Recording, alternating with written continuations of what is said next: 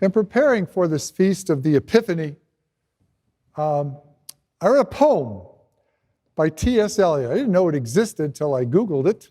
I Googled Epiphany and music, and instead of music, well, there were some music songs, but this poem came up by T.S. Eliot, a poet from a little while back. And his poem about the Magi strips away all the romance of the Magi. He's trying to portray the Magi as people who went through a lot of difficulty, through a lot of challenges in order to follow that star. And if you read the poem, it's very well done. He talks about sandstorms that irritated everybody.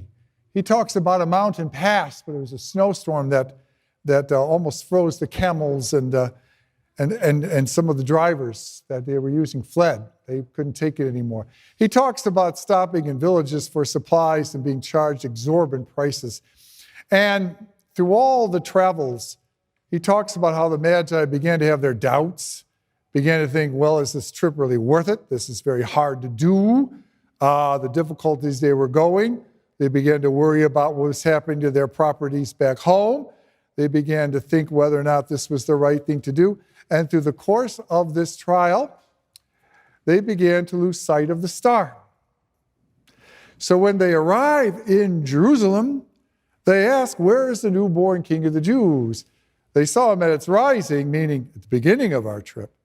But now they want to know if someone could tell them exactly where this child was or where this Messiah was, so that the hopes that they had could overcome the doubts that had grown as to whether that child was there.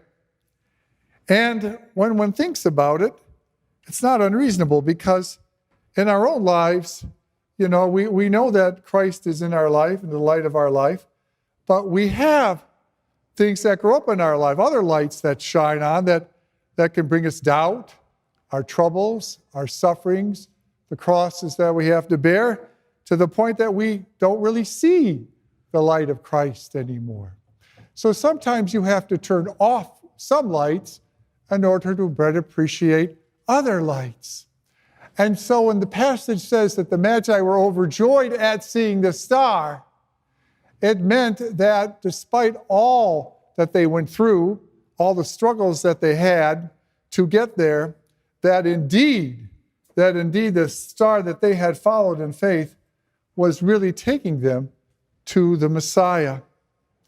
And so on this Epiphany, let's think about that star that the Magi followed, and think about the times in our own life, because of our own problems and concerns and worries and doubts, that we don't necessarily see that star shining on in any particular day.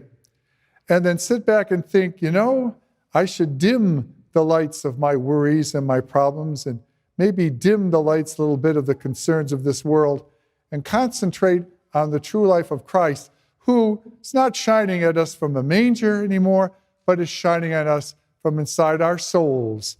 And if we follow that light, then that is the light that will truly lead us to where we all eternally belong, in heaven forever with the Lord.